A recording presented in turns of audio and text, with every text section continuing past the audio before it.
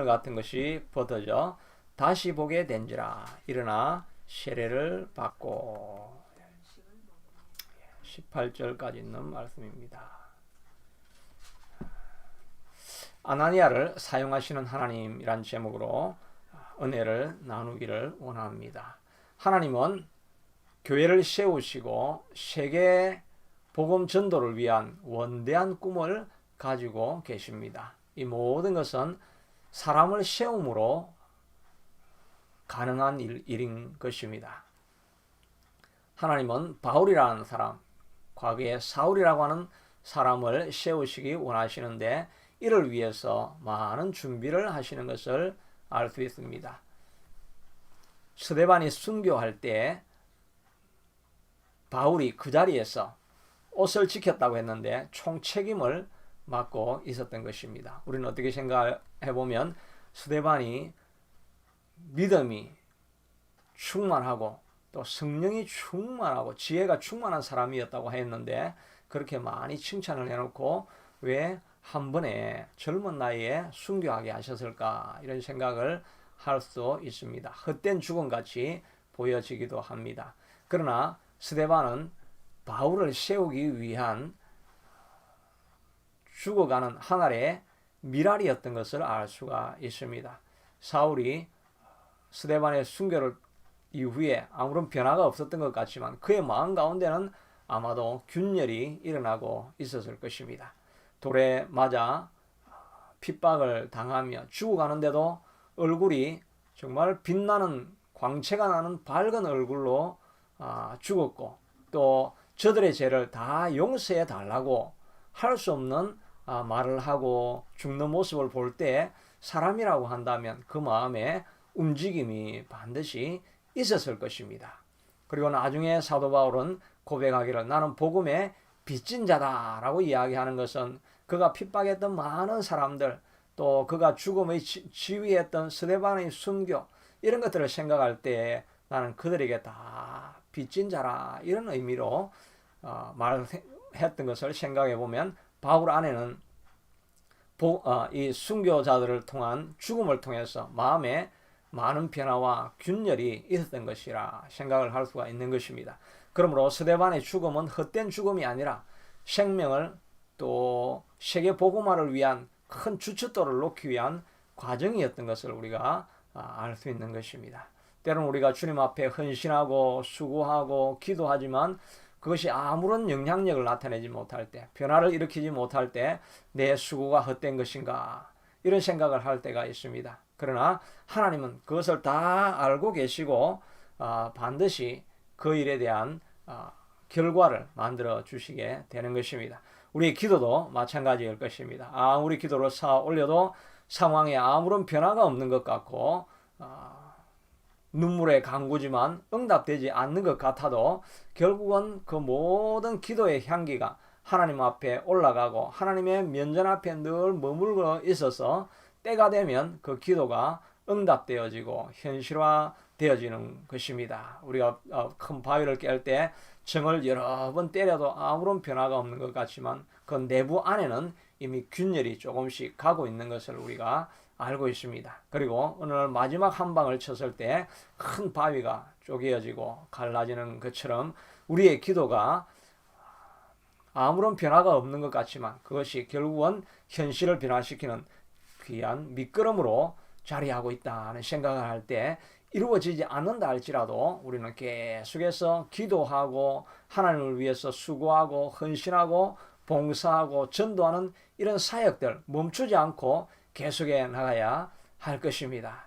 오늘 우리가 드리는 이 하늘마음 예배도 마찬가지입니다. 아무런 변화가 일어나지 않는 것 같지만 우리가 계속해서 멈추지 않고 기도하고 나아갈 때 이 기도가 하나님 앞에 이 예배하고 나아갈 때 이 예배가 하늘나라의 상달이 되어지고 우리의 기도가 하늘나라의 상달이 되어져서 마침내는 변화를 일으키시고 우리를 통해서 하나님의 역사를 일으키게 될 것입니다.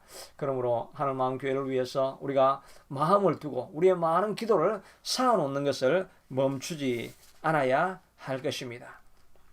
또 한편에서는 결코 변하지 않을 것 같은 이 사울이라고 하는 잔인하고 극악무도한 핍박자가 변화되어진 것을 볼 때 우리 앞에 어떤 누구도 변화시키지 못할 자가 없는 것을 우리가 기억하고 알아야 할 것입니다.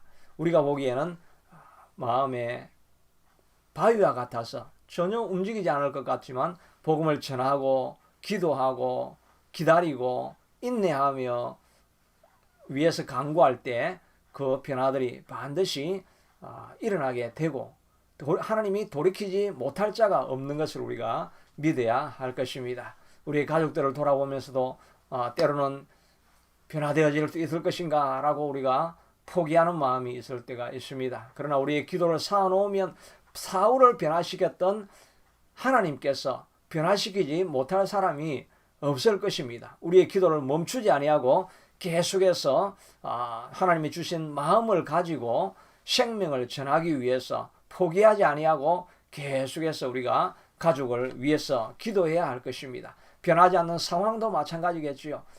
변하지 않을 것 같은 그런 상황이라도 주님 앞에서는 홍해를 가르는 역사가 일어나기 때문에 길이 전혀 보이지 않는다 할지라도 우리가 주님 앞에 멈추지 않고 계속해서 기도하고 하나님 앞에 구하고 나아갈 때 하나님의 역사는 일어나고 광야의 길을 사막에 강들을 내는 역사가 우리 가운데 일어날 것을 믿고 멈추지 않고 계속해서 달려나가야 할 것입니다. 또한 우리 자신을 바라볼 때도 마찬가지입니다. 우리같이 미약한 존재, 우리같이 부족한 존재, 우리같이 능력이 없는 존재가 하나님 앞에 무슨 쓰임을 받을 수 있겠는가? 내가 무슨 일을 할 수 있겠는가?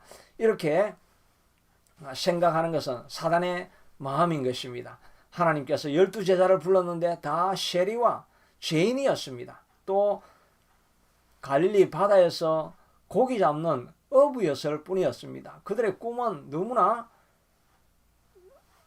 하루하루 먹고 사는 것밖에 없는 고위 관직에 있는 사람이 아니라 어부로서 하층인의 삶을 사는 사람들이었을 뿐이었습니다. 또 세리, 마태도 세리였지 않습니까? 세리는 그 당시 사회에서 지탄받는 꿈이 없는 그런 사람이었습니다. 그런데 하나님께서 그 12제자를 사용하셔서 전 세계를 변화시키는 놀라운 역사를 일으키지 않았습니까? 하나님께서 권세 있고 능력이 있고 자기 재능이 있는 사람들을 불렀다고 한다면 그들은 자기 힘으로 했다고 할 것입니다.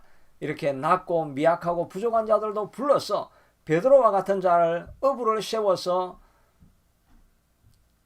하나님 나라 사역의 수장으로 삼고 세계를 변화시키는 놀라운 역사를 일으켰었던 것이 하나님의 사역이고 일하심이라고 한다면 우리와 같이 미약한 자라 할지라도 주님이 사용하시면 우리가 이루지 못할 일이 없는 것을 우리 마음속에 늘 기억해야 할 것입니다. 누구든지 그리스도 안에 있으면 새로운 피조물이라고 했습니다. 우리 자신은 미약하고 부족할지 모르지만 우리 안에 예수 그리스도가 들어와 계시면 주님 안에서 새로운 피조물이 되어서 하나님이 주인이 되시는 삶을 살아간다고 하면 하나님이 놀라운 역사가 우리를 통해서 일어나게 될 것이고 놀라운 변화가 우리를 통해서 일어나게 될 것입니다.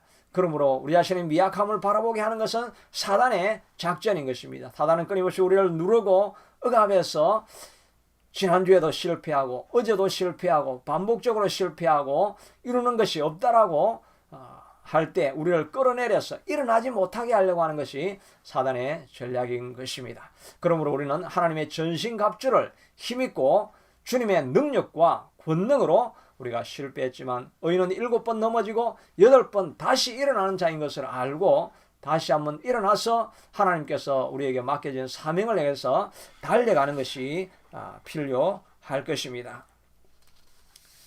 마음치유 사역자로 불렸던 한 분의 간증을 들어보니까 그분은 얼마나 원래는 공부를 잘했는데 갑자기 몸이 안 좋아지기 시작하면서 전혀 기력이 일어나지 않으니까 학교에서 늘 누워있고 그렇게 하니까 또 선생은 반항한다라고 생각을 해서 계속 매를 때리고 그러니까 더 마음에 깊은 상처를 입게 되어서 나중에 고등학교 시험을 치는데 인문계 고등학교 시험 치면 떨어지는 사람이 전교에서 2~3명 나오는데 떨어졌습니다. 선생이 노발대발해서 비난의 말을 하고 정말 죽기를 결심하는 시간들을 많이 가졌습니다. 그런데 그러면서도 교회 가는 것을 멈추지 아니하고 새벽마다 찾아가서 하나님, 내가 왜 이렇게 병이 들었고 이렇게 수모 가운데 있습니까? 라고 간절히 기도하는 가운데 하나님께서 능력을 주시고 그의 마음 가운데 치유를 일으키게 되는 것입니다. 그렇게 실패한 자라 할지라도 하나님께서 치유하시고 위로하시고 소망을 주게 되니까 그가 다시 한번 일어나서 그렇게 절망한 사람도 일어설 수 있다는 것을 사람들에게 말하기 시작하고, 그러니까 주변에 있는 상처 입은 사람들, 낙심한 사람들, 주저앉아 있는 사람들이 그의 말을 통해서 위로를 듣게 되어지고 회복하게 만드는 그런 마음 치유 사역자로 하나님께서 일어서게 만들어 주시는 것입니다. 가장 밑바닥에 떨어지고 다시 회복할 수 없을 것 같은 자리에 떨어지는 사람이라 할지라도 주님이 함께 하시면 변화시키고 쓰임되어지게 만들고 다른 사람을 위해서 유익한 도구가 되게 하나님께서 만들어 주시게 되는 것입니다. 우리 자신들을 바라볼 때 연약한 자리에 있다고, 부족한 자리에 있다고, 실패 많이 한 사람이라고 생각할 때라도 우리는 주님 안에서 다시 한번 일어설 수 있는 줄로 믿고 주님 앞에 기도하는 자리에 나아가서 하나님의 도움을 구하고 하나님 앞에 우리의 마음을 다 토해내게 되면 하나님께서 우리를 회복시켜 주시게 될 것입니다. 오늘은 하나님께서 앞에서는 스데반을 사용하여 주셨고 오늘 본문을 통해서는 아나니아를 사용하셔서 하나님의 사람을, 바울 한 사람을 일으키는 사역들을 보게 됩니다. 10절에 보니까 그때 다메섹에 아나니아라는 제자가 있더니 주께서 환상 중에 불러 이르시되 아나니아야 하시거늘 대답하되 주여 내가 여기 있나이다 하니. 10절에 있는 말씀이지요. 하나님께서 사울을 친히 찾아가셔서 살아계신 분이신 것을 그에게 보여주셨습니다. 그렇게 하면 이제 하나님께서 사울을 사용하시려고 하면 하나님이 친히 사울에게 그의 잘못을 지적하고 앞으로 가야 될 사명을 말하고 모든 것을 바로 지적하고 회복시킬 수 있으실 텐데도 불구하고 그는 하나님은 친히 일하시는 것이 아니고 반드시 사람을 통해서 일하시는 것을 보게 됩니다. 아나니아를 보내어서 아나니아가 바울에게 가서 안수하고 기도할 때 그의 눈에 비늘 같은 것이 떨어지고 회복되어지고 사명을 깨닫게 되는 것입니다. 아나니아라고 하는 중간 도구, 사람을 사용하셔서 사람을 일으키시는 것을 보게 되는 것입니다. 하나님은 하나님께서 하실 많은 일들이 있지만 그 많은 일들을 우리와 반드시 동력하여서 일하시게 되는 것이지 하나님 혼자 모든 일을 전능하시기 때문에 다 하시지 않습니다. 반드시 인간이라는 통로를 사용하시는 것을 보게 되는 것입니다. 하나님께서 이스라엘 백성들을 구원해 내시고자 하시는 것이 그의 계획이었고 섭리였고 목적이었습니다. 그래서 큰 민족을 이루게 하시고 가나안 땅으로 홍해를 건너서 가나안 땅을 지나가게 하시는 것이 하나님의 계획이었지만 그러나 하나님은 그렇게 하실 수 있는 능력이 있지만 하나님은 스스로 일하시지 않으십니다. 반드시 사람을 사용하십니다. 그래서 모세를 불러서 그렇게 가기 싫다고 하는 모세에게 나는 말이 뻣뻣하고 입이 뻣뻣하고 말을 못합니다. 촌노인일 뿐입니다. 이제 나이가 들어서 나는 아무것도 할 수 없습니다. 반복적으로 거부하는 모세를 다시 일으켜 끝까지 이렇게 세우셔가지고 너가 가야 된다라고 하나님께서 나중에는 아주 애걸복걸 하시면서 모세를 사람을 사용하는 것을 보게 되는 것입니다. 그래서 모세를 통해서 이스라엘 백성들을 이끌어 내시는 것입니다. 가나안 땅 정복하는 것도 마찬가지였습니다. 하나님께서 주실 땅, 하나님께서 이미 약속해 놓으신 땅입니다. 그럼에도 불구하고 하나님은 친히 가셔서 모든 적들을 다 멸살시키시는 것이 아니라 요수아를 사용해서 요수아가 정복하게 만들어가는 것을 보게 되는 것입니다. 하나님이 일하실 때 반드시 사람을 통해서 일하시는 것을 우리가 알아야 할 것입니다. 그러므로 하나님께서 빌립보서 1장 2장 13절에 말하고 있는 것처럼 너희 안에 행하시는 이는 하나님이시니 자기의 기뻐신 뜻을 위하여 너희 안에 소원을 두고 행하신다라고 말씀하고 있는 것입니다. 하나님이 우리 안에서 일을 하시는데 우리의 마음 가운데 하나님의 소원을 두신다는 것입니다. 그래서 우리의 마음 가운데 하나님의 일을 하려고 하는 열망이 불일 듯 일어나게 만들어서 사람을 사용하여 주시는 것입니다. 그러니 주님께서 하시고자 하는 일을 우리의 마음을 통해서 하고자 하는 소원이 일어나게 만들어 주시는 것입니다. 오늘도 마찬가지입니다. 예배를 통해서, 메시지를 통해서 친히 하나님께서 우리에게 말씀하시는 것입니다. 내가 너를 사용하기를 원하여서 이런 감동과 열정과 소원과 비전을 주노라고 말씀해 주시는 것입니다. 하나님께서 우리 가운데 주님의 소원, 주님의 비전을 우리 속에 불듯 일어나게 만들어 주시는 것입니다. 이것은 우리의 소원이 아닌 것입니다. 하나님의 소원인 것입니다. 만약에 그 소원이 자기의 유익을 위한 것이고 자기의 꿈을 위한 것이라고 한다면 내가 꾸는 꿈일 수도 있을 것입니다. 그러나 우리의 마음 가운데 때로는 하나님의 나라를 위한 열정이 일어날 때가 있습니다. 하나님 나라에 복음을 증거하려고 하는 열정, 또 선교를 하려고 하는 열정, 헌신하고자 하는 열정, 뭔가 기도를 해야 되겠다라고 하는 열정, 이런 마음의 소원이 일어나는 것은 하나님이 우리의 마음에 그 소원을 두신 것이지 우리의 마음이 그것을 하고자 하는 것이 아닌 것입니다. 그러므로 우리가 해야 될 일은 우리의 마음속에 하나님께서 불같이 주는 소원이 있을 때마다 하나님이 주시는 소원이신 줄로 알고 그것이 하나님의 마음이고 하나님의 소원인 줄로 알고 우리가 순종하며 이루며 나아가야 할 것입니다. 때로는 하나님의 소원은 우리 속에 일어나지만 나의 능력이 없는 것이 생각이 나기도 하고 또 때로는 자원이 공급되어지지 않는 것 때문에 우리의 마음속에 두려움이 일어날 때가 있습니다. 그러나 하나님께서 우리의 마음에 소원을 두시면 하나님께서 무슨 일이든지 공급하시고 능력도 채워주실 줄로 믿고 하나님이 주시는 마음의 소원이 있을 때 멈추지 않고 달려갈 수 있게 되기를 바랍니다. 우리가 하나님 마음 교회를 생각할 때도 하나님이 주시는 소원이 무엇인지를 알고 그 소원의 마음이 일어날 때마다 우리가 이거 하나님께서 하시고자 원하시는 것이구나 생각을 하고 자원이나 능력이나 모든 것이 부족하지만 그냥 한 걸음을 내딛기 시작하면 주님께서 일을 이루어 주시게 되는 것입니다. 이스라엘 백성들이 언약궤를 메고 요단강에 첫 발을 내디딜 때 요단강이 갈라지기 시작한 것입니다. 믿음을 가지고 첫 발을 떼내기만 하면 하나님께서 그 다음에 일하실 터인데 우리가 강물이 흐르는 것을 보고 수확대가 되어서 온 강물이 범람하여서 차고 넘치는 것을 바라보면서 그것을 두려워하여서 첫 발을 내디지 않으니까 홍해가 요단강이 갈라지는 역사를 우리가 볼 수가 없는 것입니다.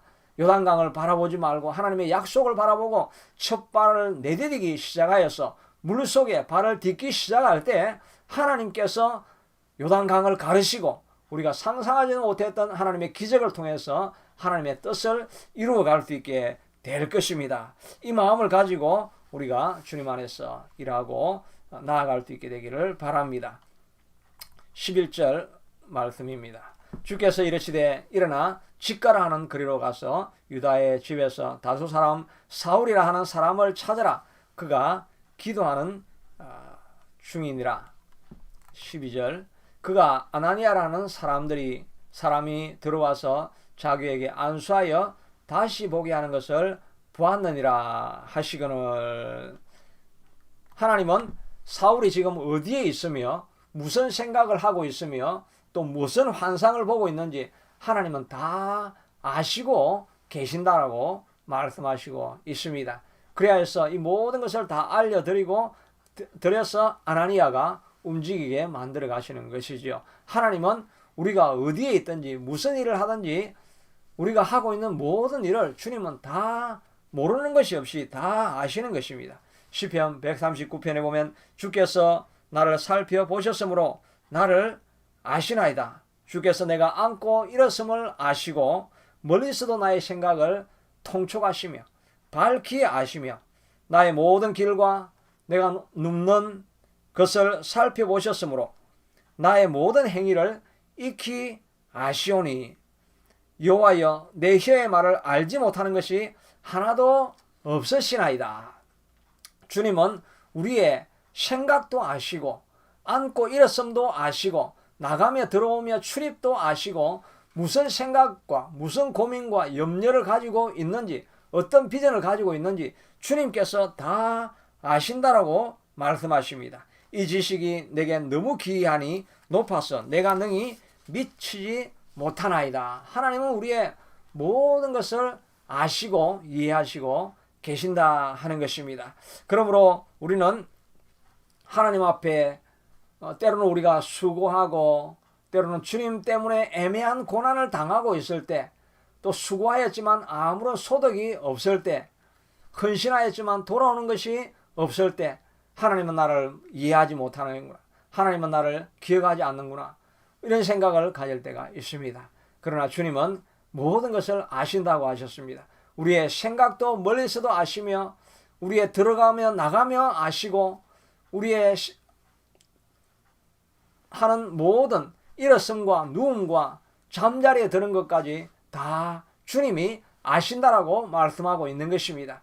그러므로 우리가 주님 앞에 헌신하고 드리고 하나님 앞에 기도하는 것들 하나님께서 모르시는 것이 아무것도 없는 것입니다. 이 모든 것을 아시는 하나님 앞에 우리가 해야 될 것은 무엇이겠습니까? 하나님은 내 사정을 알지 못한다고 뒤로 물러가는 것이 아니라 우리 안에 있는 모든 염려, 근심, 걱정, 두려움, 초조한 것 다 주님 앞에 내려놓는 것이 필요한 것입니다. 다 주님 앞에 내려놓고 하나님 앞에 아뢰고 하나님이여 도와주시옵소서, 하나님 앞에 간구하고 구하면 다 아시는 하나님께서 우리에게 채워 주시게 되는 것입니다. 때로는 우리가 실망하고 낙심하여서 하나님 앞은 내 사정을 이해하지 못할 것이라고 생각하고 하나님 앞에 아뢰지 못하지요. 그래서 하나님께서 말씀하시기를 야곱아 내가 어찌하여 말하며 이스라엘아 내가 어찌하여 이르기를 내 사정은 여호와께 숨겨졌으며 내 원통한 것은 여호와께 수리하심을 받지 못한다 하느냐, 왜 내게 아뢰지 않느냐라고 말씀하고 있습니다. 여호와를 앙망하는 자는 새 힘을 얻으리니 독수리의 날개치며 올라감 같을 것이요 다른 박질하여도 피곤치 아니하겠고 걸어가도 곤비치 아니하리라고 말씀해 주시고 있는 것입니다. 하나님을 의뢰하고 신뢰하고 소망을 그에게 두면 하나님께서 우리에게 다시 한번 일어서서 걸어가고 아무리 먼 길을 지나가도 지치지 않는 힘을 우리에게 주시겠다라고 말씀해 주시고 있는 것입니다. 모든 것을 아시고 이해하시는 하나님 앞에 우리가 우리의 모든 것들 하나님 앞에 토해내고 아뢰기 시작하면 주님은 우리를 새로운 곳으로 이끌어가게 만들어 주실 것입니다. 누가복음 18장에 보면 과부의 비유가 나오죠. 항상 기도하고 낙심치 말아야 될 것을 비유하여 가라사대. 기도하고 생활하다가 우리가 낙심도 하게 된다는 것입니다. 그러나 모든 것을 아시는 하나님 앞에 이 과부가 기도하는 것처럼 끊임없이 불의한 재판관을 찾아가서 구할 때 그가 내가 하나님을 두려워하지 아니하고 사람을 무시하되 저 과부가 와서 늘 나를 번거롭게 하니 내가 그의 소원을 들어주리라 라고 말하였습니다. 예수님께서 이 불의한 재판관의 말한 것을 들으라. 하물며 하늘에 계신 너희 아버지께서 밤낮 부르짖는 택하신 자의 소원을 이루어주시지 아니하시겠느냐라고 말씀하지 않았습니까? 하물며 하늘에 계신 우리 좋으신 아버지께서 우리가 하나님 앞에 우리의 소원을 밤낮으로 아뢰게 된다고 한다면 하나님께서 무시하시지 않으시고 응답해 주시리라고 약속해 주시고 있는 것입니다. 그러므로 우리가 주님 앞에 어떤 문제든지 낙심하지 않고 기도해야 할 것입니다. 우리가 가정을 회복하기를 위해서, 사업을 회복하기 위해서 교회의 문제를 가지고 하나님 앞에 멈추지 않고 항상 기도하고 실망치 않고 주님 앞에 나아가면 모든 것을 들으시는 하나님께서 회복시켜 주시게 될 것입니다. 13절입니다. 아나니아가 대답하되 주여 이 사람에 대하여 내가 여러 사람에게 더 사온즉 그가 예루살렘에서 주의 성도들에게 적지 않은 해를 끼쳤다 하더이다. 여기서도 주의 이름을 부르는 모든 사람들을 결박할 권한을 대제사장에게 받았나이다 하거늘.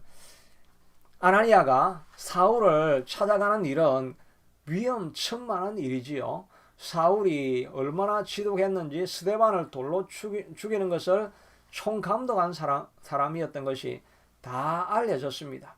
또한 얼마나 지독하고 또 철저한지 예루살렘에서 120km 이상 떨어져 있는 다메섹까지 쫓아와서 집집마다 가가호호 방문해서 크리스찬이 있는가 확인하고 그 사람들을 끌어내어서 핍박하였던 너무나 철저한 잔인하리만한 핍박자였습니다. 그에게 신이 자기가 찾아가서 내가 그리스도인입니다 라고 고백하면서 하나님이 보내서 왔다 라고 이렇게 이야기하면 정말 사울이 변하지 않았다면 자기는 호랑이 굴러 들어가는 거나 마찬가지겠지요. 죽음을 무릅쓰는 이런 일인 것입니다. 그러나 아나니아는 그 일을 찾아가게 되는 것입니다. 우리가 하나님을 순종하고 때로는 하나님께서 우리에게 하라고 하는 명령이 마치 사자굴에 호랑이 굴에 들어가는 것과 같습니다. 다니엘은 절하는 자는 사자굴에 던져지리라 이런 말을 듣고도 그는 죽을 줄을 알았지만 그러나 그는 순종하였습니다.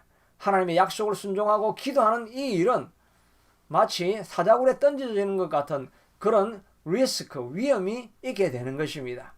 바울이 나중에 변화했던 바울이 예루살렘으로 가면 포박을 당하고 죽을 것을 알지만 그는 찾아가게 됩니다. 하나님의 마음의 소원을 이루어 가려고 하면 거기에 많은 리스크가 찾아오게 되어지고 어려움이 찾아오게 되는 것입니다.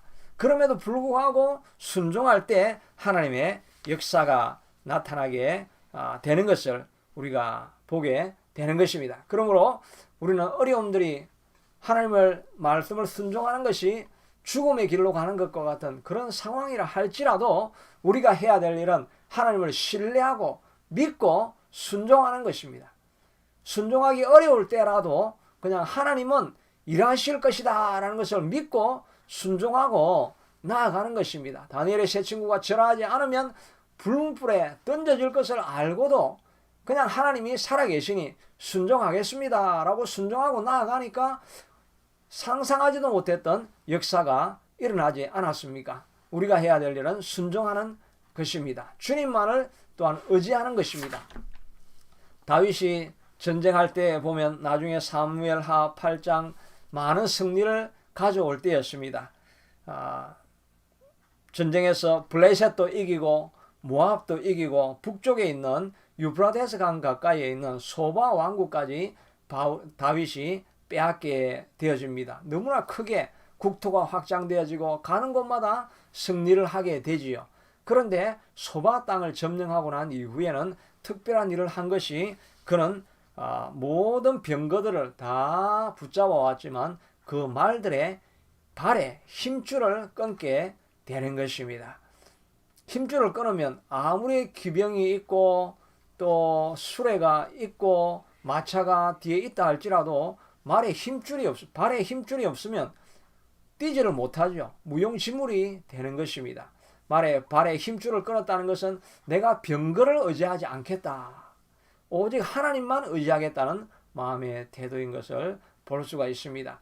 점점 재물이 쌓여지고 점점 더 많은 군사력이 모여지고 그러면 이제 하나님 의지할 필요가 없죠. 가만히 있어도 병사들이 나가서 또 말과 병거들이 나가서 우수한 무기로 말미암아 그냥 이기는 것은 자명하게 되는 것입니다. 그렇게 되면 문제가 무엇입니까? 하나님을 더 이상 의지하지 않는 것입니다. 이것을 알고 하나님께서 너희 가운데 왕이 되려고 하거든 많은 병거를 두지 마라.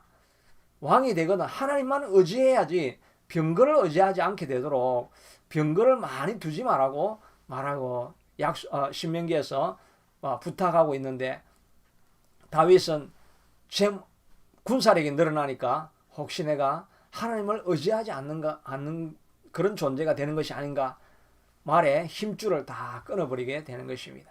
그리고 난 이후에 다윗이 어디로 가든지 하나님이 다 이기게 하시느니라고 말하고 있습니다. 하나님을 의지하는 것은 이와 같이 하는 리스크를 뒤집어 쓰는 것입니다. 군사력 사용하면 되는데 그 군사력을 다 버려버리고 그냥 주님만 바라보는 것입니다. 기도원도 마찬가지지요. 13만 5천 명의 군사들을 미디안 군사들을 물리치려고 하면 적어도 10만 명 정도는 있어야 될 텐데 3만 3천 명이 가는데 하나님이 다 돌려보내고 10,000명만 남고 10,000명 중에서도 다 돌려보내고 300명만 데리고 나아가는 것입니다. 하나님을 의지하는 것은 이렇게 리스크가 있는 것입니다.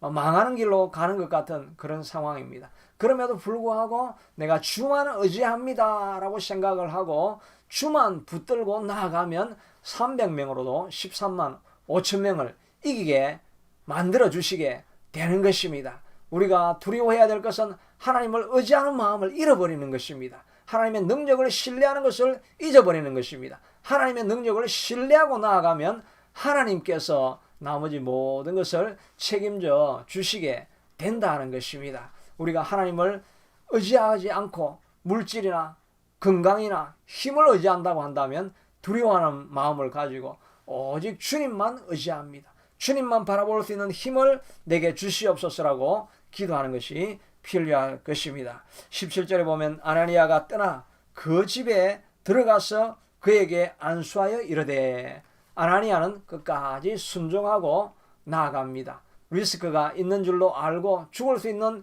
위험한 길인 줄도 알지만 그는 하나님의 약속을 순종하고 나아가게 되는 것입니다. 베드로가 마치 밤새 수고하였지만 아무것도 얻은 것이 없지만 그러나 주의 약속을 의지하여 다시 그물을 내릴 때 한 번도 생각해 보지 못했던 많은 수확을 얻었습니다. 요수아도 마찬가지였지요. 여리고성을 공격을 해야 되는데 다른 방법이 없이 그냥 돌기만 돌아라고 하는데도 요수아는 끝까지 그 일을 순종하게 되니까 한 번도 경험하지 못했던 하나님의 능력을 보게 되는 역사가 일어나게 되었던 것을 알 수가 있습니다. 이로 말미암아 사울을 구원하게 되어지고 아나니아는 의 사역을 통해서 사울이 세워지고 사울을 통해서 유럽이 복음화되는 역사가 일어나게 되는 것이지요. 우리도 하나님께서 우리의 마음 가운데 소원을 두고 일하시는 줄로 알고 이런 메시지를 통해서 하나님께서 우리에게 말씀하실 때 하나님의 마음이다는 것을 우리가 알고 그 말씀을 순종할 수 있게 되기를 바랍니다. 리스크가 있고 어려움들이 있지만 그런 모든 것에도 불구하고 우리가 해야 될 일은 끝까지 순종하는 것입니다. 순종해 나가고 하나님만 의지하고 나아가면 하나님께서 주의 놀라운 역사를 일으키게 될 것입니다. 아나니아의 수고와 희생 또 리스크를 무릅쓰는 믿음으로 말미암아 세계 복음화가 일어났던 것처럼 우리도 이 아나니아의 헌신과 같이 주님의 약속만 붙들고 나아가고 주님만 의지하여서 나아가서 하나님 나라가 확장되어지고 이 일에